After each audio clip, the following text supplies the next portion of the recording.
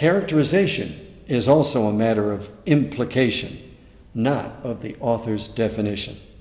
We are told what the characters look like, what they do, and what they say. We are not told what they are thinking and feeling.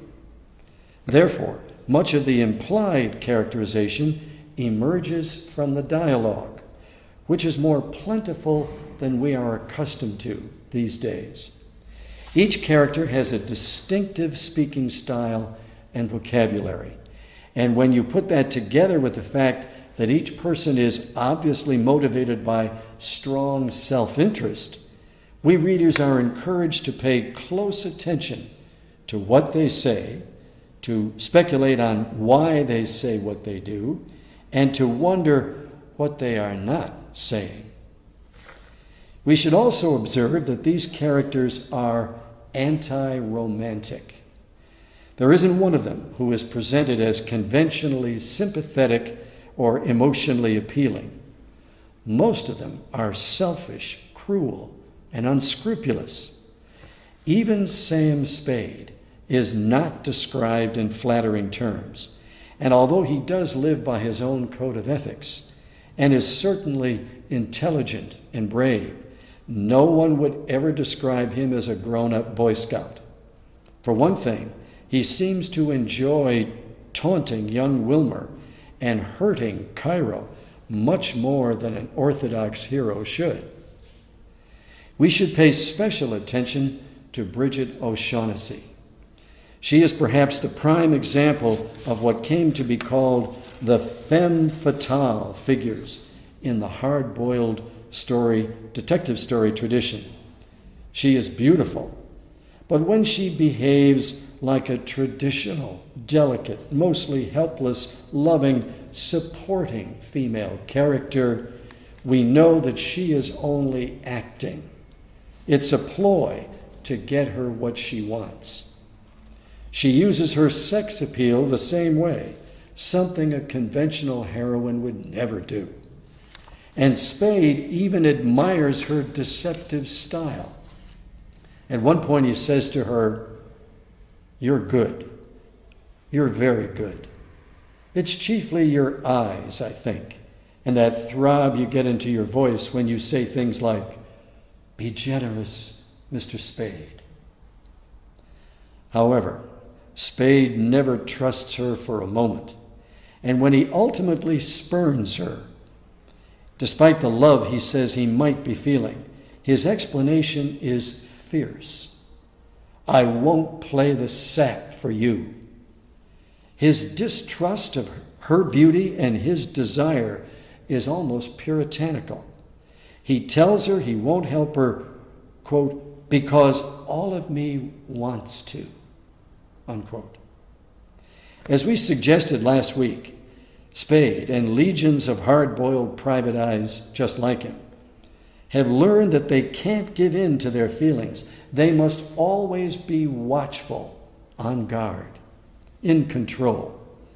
They are surrounded by predatory people like Gutman and Cairo, and most dangerously by sirens like Bridget.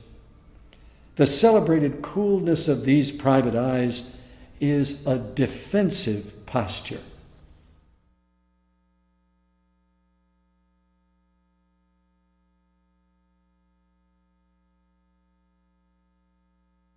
Hammett's prose style is tailored to the objective point of view we discussed earlier.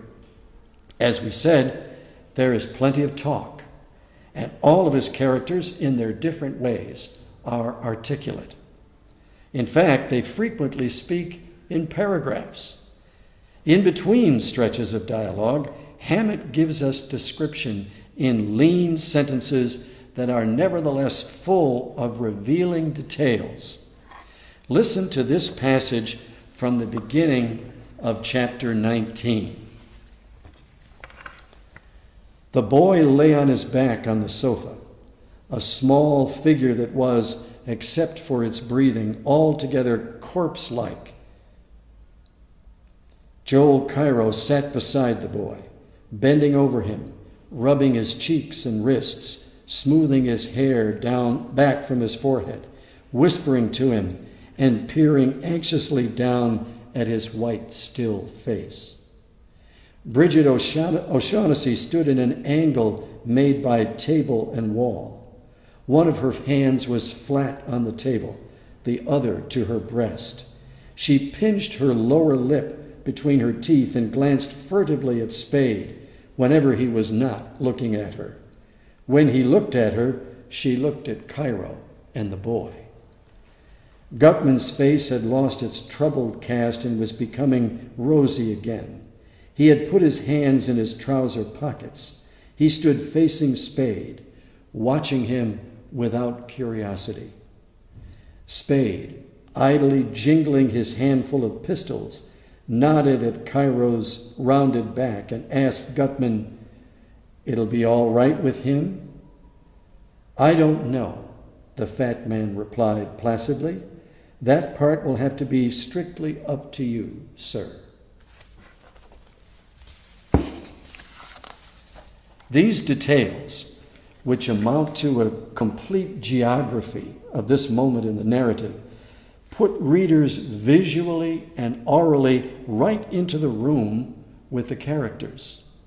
The immediacy helps us to feel the suspense of the moment the same way the characters would. It's no wonder, then, that movie makers were attracted to Hammett's work in general and to the Maltese Falcon in particular. His writing style, as well as the characters and the storylines, seemed made to order for film adaptations. And speaking of film adaptations, our next talk will be devoted to the most famous movie version of this novel, the 1941 version directed by John Huston from his own script and starring Humphrey Bogart, Mary Astor, Sidney Greenstreet, and Peter Lorre. Until then, thanks as always for the pleasure of your company.